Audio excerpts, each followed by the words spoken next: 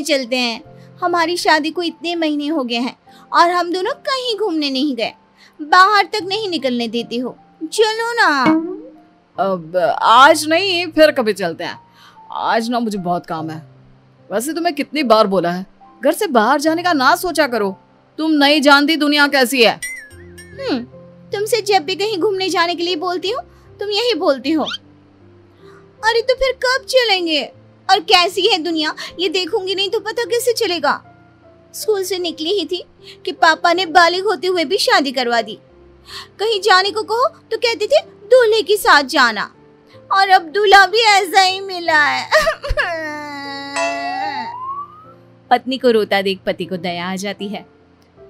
सच में आज बहुत थक गया हूँ। ऐसा करता है कल चलें? ठीक है, लेकिन कल के बाद कोई बहाना नहीं, समझे ना। पति परेशान रहता है, सोचता है भला की खूबसूरत बीवी को अगर बाहर ले जाएगा और कहीं दुनिया की नजर लग गई तो, अरे कोई मेरी बीवी को बहला कर मुझसे दूर कर देगा तो क्या। अगले दिन दोनों पति पत्नी घूमने जाते हैं तो उन्हें कुछ आस पड़ोस की औरतें देखती है। अरे आज दीपक और उसकी लुगाई की सवारी कहाँ जा रही है? अरे आज तो गली में चांद निकल आया, वो भी दिन में। और कहाँ घूमने जा रहे हैं? शादी हुई इतने महीने हो गए तो सोचा आज एक साथ घूमने चले। क्यों, गलत है क्या उसमें? अरे इतनी सुंदर बीवी के होते हुए कोई कैसे घूमने ना जाए? आखिर पूरे गांव को भी तो दिखाना है कि गांव की सबसे खूबसूरत बीवी मेरी है। क्यों दीपक, सही कहा ना? नहीं काकी, ऐसी कोई बात नहीं है। कौन अपनी बीवी की खूबसूरती की नुमाइश करता है? अरे तो क्या हुआ अगर वो सबको दिखाना चाहता है। वैसे भी हर आदमी की किस्मत थोड़ी ना होती है दीपक की किस्मत जैसी कि सबसे खूबसूरत लड़की उसकी बीवी बन जाए। काकी ऐसा ना बोलो, मैं जितनी खूबसूरत हूँ ना, मेरा दीपक उतना ही समझदार और सुलझा हुआ है। उसने मुझसे शादी मेरी खूबसूरती देखकर थोड़ी ना की थी, अपने लिए मेरा प्यार देखकर किया। क्यों दीपू, सच कहा ना मैंने? हाँ बिल्कुल सच मेरी बुलबुल। कुछ दिनों बाद पति अपने दफ्तर काम पर जाता है। मैंने सुना है वो अपना दीपक नहीं है, उसकी शादी हमारे गांव की सुंदरी कोमल से हुई है। क्यों सच्ची?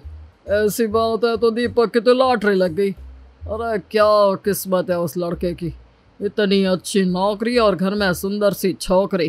अरे लड़के की तो लाइफ सेट है। किस्मत चमक गई है दीपक की शादी के बाद से। अरे कैसे ना चमके, सब कोमल की वजह से, नहीं तो तुम्हें लगता उसे कोई पूछता भी होगा। हाँ ये तो सही कहा, जिसकी बीवी कोमल जैसी हो उससे कौन बात नहीं करना चाहेगा। अरे पता नहीं कब हमें बुलाएगा खाने में। दीपक अपने साथ काम करने वालों की बातें दूर से सुन रहा था। उसे अजीब सा फील होता है कि लोग उसके बारे में क्या क्या बात कर रहे हैं। बात तो सही है, कल तक मेरे घर क्या मुझसे बात भी कोई नहीं करना चाहता था, लेकिन जब से शादी हुई है हर किसी को दीपक के घर आना है, उसे अपने घर बुलाना है। यार मेरी पहचान क्या मेरी बीवी से ही रह जाएगी?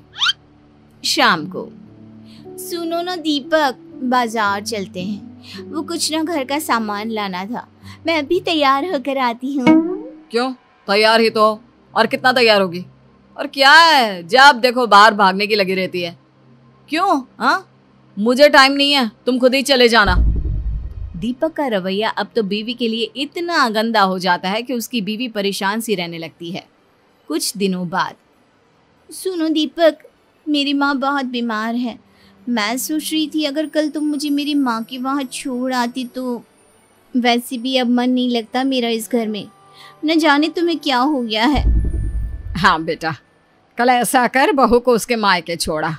आजकल बहू काफी गुमसुम सी रहने लगी है, बच्ची ही तो है और तू भी तो वक्त नहीं देता।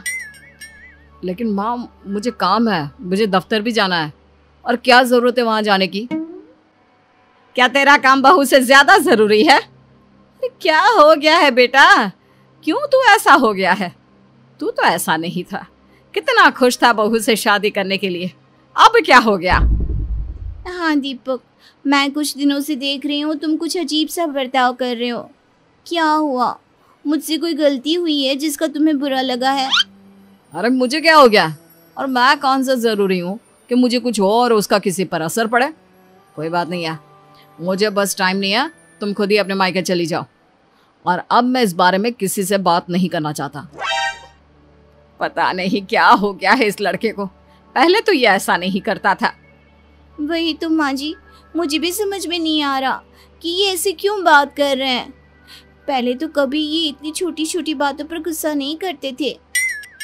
अगले दिन बीवी अपने मायके के लिए निकल रही होती है कि वो पति से मिलने उसके दफ्तर जाती है। पता नहीं, शायद ऑफिस में कोई प्रॉब्लम हो। माँ से मिलने तो जा रही हूँ, लेकिन एक बार इन्हें बता देती हूँ। कल से तो बात भी नहीं की है इन्होंने। बीवी जैसे ही ऑफिस में जाती है, सभी उसे देखने लगते हैं। तभी वो पति की कैबिन में जाती है, जहाँ अब तुझे क्या हो गया? तू अपनी बीवी से बात क्यों नहीं कर रहा?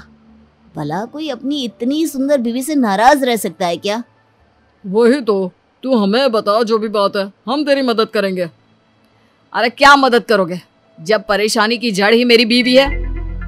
ये सुनकर बीवी के पैर के नीचे से जमीन खिसक जाती है। लेकिन वो कैसे? तेरी बीवी तो सुंदर है और तुझसे बहुत प्यार भी करती है, तो परेशानी कैसी? उसकी खूबसूरती ही तो परेशानी है। मैं जब भी उसके साथ कहीं जाता हूँ ना, तो लोग मुझे ऐसे देखते हैं जैसे पता नहीं क्या देख लिया हो। शुरू शुरू में तो मुझे अच्छा लगता था, लेकिन जब लोगों के मन की बात जानी ना कि असली बात क्या है, तब मुझे बहुत बुरा लगा। लोग मेरे बारे में एक ही चीज़ सोचते हैं कि मेरी कितनी अच्छी किस्मत है, मुझे कोमल जैसी खूबसूरत बीवी मिली। लोगों को यकीन नहीं होता कि मेरे जैसे को कोमल जैसी बीवी मिल सकती है। लोगों को ऐसा लगता है कि मैं कोमल के लायक नहीं, मैंने कोमल को फंसाया है। सब जगह बस कोमल कोमल कोमल। कोमल के आगे तो मेरा कोई वजूद, कोई पहचान ही नहीं है। अगर कोमल मेरी बीवी नहीं होती ना, तो आज मेरी जिंदगी ऐसी नहीं होती। मुझे कभी कभार ऐसा लगता है जैसे मैंने अपनी जिंदगी में कभी मेहनत ही नहीं करी। सब काम कोमल की खूबसूरती ने करा है। मेरी मेहनत की तो कहीं बात ही नहीं आती। कोमल पति की बात सुनकर रोने लगती है। तभी उसके दोस्त की नजर कोमल पर पड़ती है। अगर सारी परेशानी की जड़ मैं ही हूँ, तो मैं अपना चेहरा प्लास्टिक सर्जरी से खराब करवा लेती हूँ। हाँ, यही ठीक होगा। और अच्छा ही हुआ तुमने सुन लिया, वरना मैं तुम्हें ये सब कभी नहीं कह पाता। कोमल वहां से जाने लगता है कि रुकिए भाभी, कैसी बात कर रही हैं आप? सभी दोस्त मिलकर पति को समझाते हैं और फिर मुझे माफ कर दो। पति के लिए पत्नी की तारीफ और पत्नी के लिए पति की तारीफ ही असली सफलता है। मुझे माफ कर दो।